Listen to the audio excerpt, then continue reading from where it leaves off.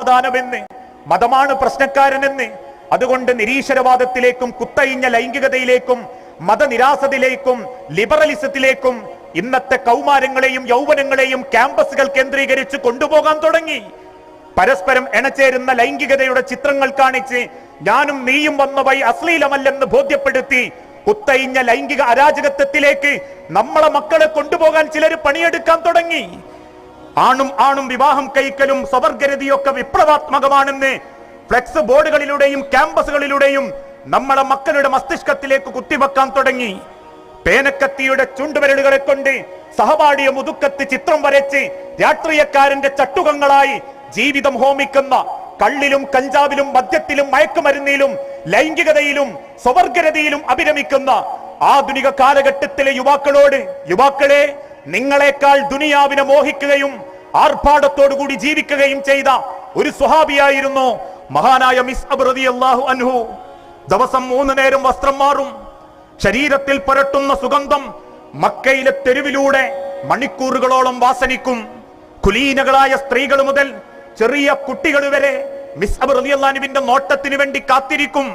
അത്രയേറെ സുന്ദരൻ, അത്രയേറെ ആരോഗ്യ ദൃഢഗാത്രൻ, പണക്കാരൻ. അദ്ദേഹം അല്പ ദിവസം വീട്ടിൽ നിശബ്ദനായിരിക്കുന്നത് കണ്ടപ്പോ ഉമ്മ ചോദിച്ചു, മോനെ എന്താ എനക്ക് പറ്റിയത്? മിസ്അബ് റളിയല്ലാഹു അൻഹു പറഞ്ഞു, ഉമ്മ, നിങ്ങളൊക്കെ വെറുക്കുന്ന മുഹമ്മദ് എന്ന ആ പ്രവാചകന്റെ മാർഗം ഞാൻ സ്വീകരിച്ചിട്ടുണ്ട്. അതുവരെ മകനെ സ്നേഹിച്ച മാതാവ് മകന്റെ മുഖത്തു നോക്കി പറഞ്ഞു, ഇറങ്ങിക്കോ മോനെ വീട്ടിൽ നിന്ന്. നീ എന്ന് മുഹമ്മദിനെ ഒഴിവാക്കി വരുന്നോ അന്നേ നിനക്കെന്റെ സ്വത്തിൽ അവകാശമുണ്ടാകൂ.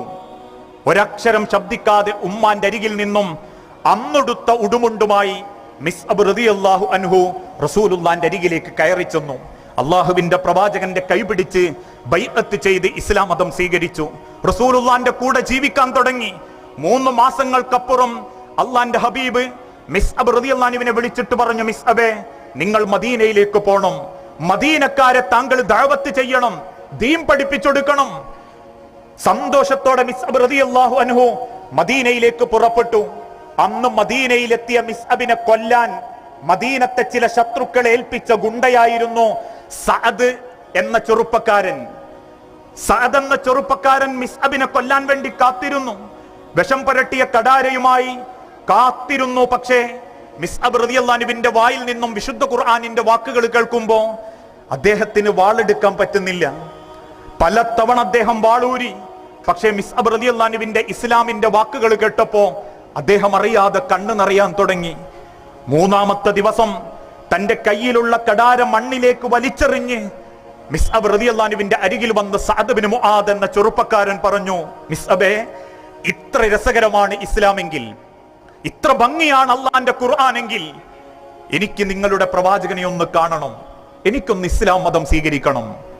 അങ്ങനെ അദ്ദേഹം റസൂലുള്ളാന്റെ അരികിൽ വന്ന് ഇസ്ലാം മതം സ്വീകരിക്കുമ്പോ സഅദ് ബിൻ മുആദ് റളിയല്ലാഹു അൻഹുവിന്റെ പ്രായം എത്രയാണെന്നറിയോ? 30 വയസ്സ്. 30-ാമത്തെ വയസ്സിൽ അദ്ദേഹം ഇസ്ലാം മതം സ്വീകരിക്കുന്നത്.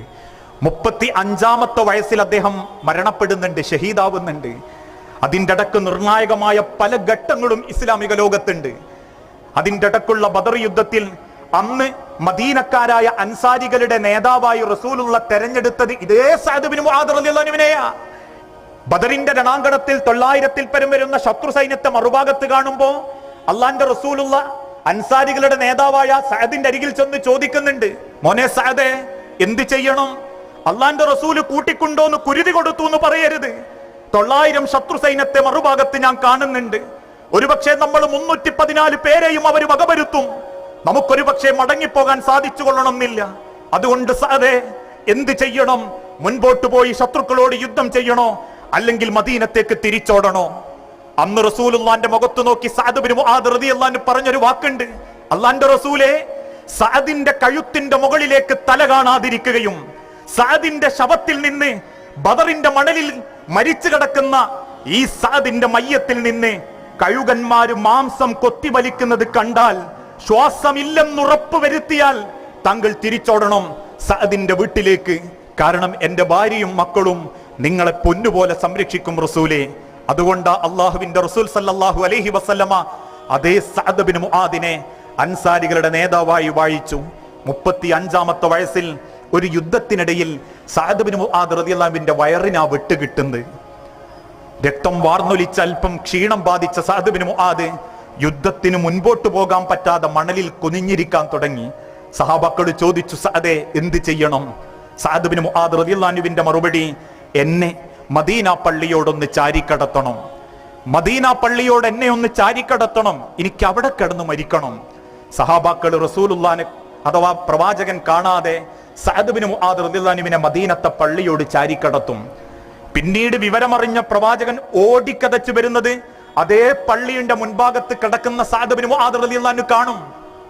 റസൂലുള്ളാഹിനെ കണ്ട ഉടനെ സഅദ് ബിൻ മുആദ് റളിയല്ലാഹു അൻഹു തന്റെ അര ഉപയോഗിച്ച് പള്ളിന്റെ പിൻഭാഗത്തേക്ക് ഇങ്ങനെ നിരങ്ങി മാറും.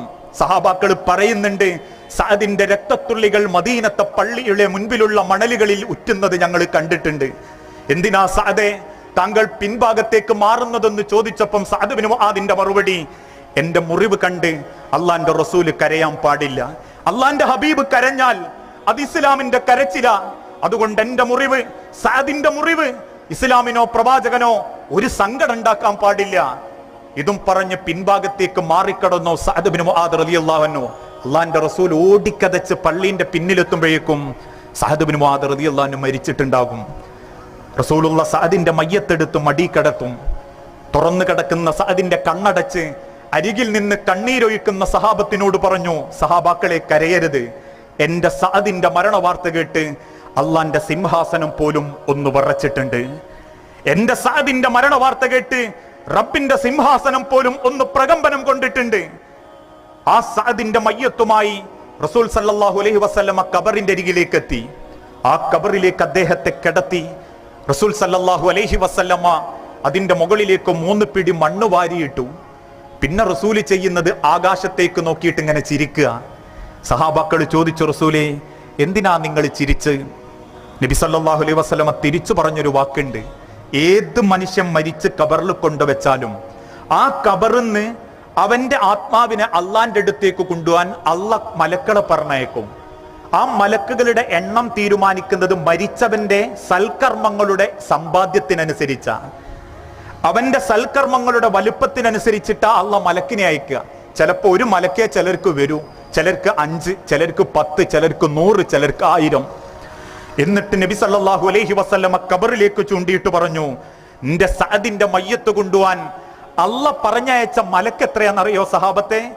റബ്ബിന്റെ സ്വർഗത്തിന് കാവൽ നിൽക്കുന്ന 70,000 മലക്കുകൾ. 70,000 മലക്കുകളുടെ അകമ്പടിയോടെ അള്ളാഹുവിന്റെ അടുത്തേക്ക് ഉയർന്നു പോകുന്ന സഅദിനെ കണ്ടപ്പോ എനിക്ക് ചിരിക്കാനാ സഹാബത്തെ തോന്നിയത്. അതിലും വലിയൊരു സ്വാഗതം, സ്വീകരണം നിന്റെ സഅദിന് പടച്ചോൻ കൊടുക്കാനില്ല. പ്രിയപ്പെട്ടവരെ, 5 കൊല്ലം 30ാമത്തെ വയസ്സിൽ ഇസ്ലാം മതം സ്വീകരിച്ച് 35ാമത്തെ വയസ്സിൽ അള്ളാന്റെ ദുനിയാവെന്ന് തിരിച്ചുപോയ ഒരു സ്വഹാബിക്ക് 70,000 മലക്കുകളുടെ സ്വാഗതം കിട്ടിയിട്ടുണ്ടെങ്കിൽ ഞാനുങ്ങളൊക്കെ എത്ര കൊല്ലായി? ചുരുങ്ങിയതൊരു 10-20 കൊല്ലത്തിന്റെ കണക്കെങ്കിലും പറയാനില്ലേ? 20 കൊല്ലം കൊണ്ടൊരു 20 മലക്കിന്റെ ഖബറിലേക്ക് തിരിഞ്ഞു നോക്കുന്ന ഉറപ്പില്ലെങ്കിൽ പിന്നെന്താ ഉമ്മത്തെ ഞാനുങ്ങളും സമ്പാദിച്ച്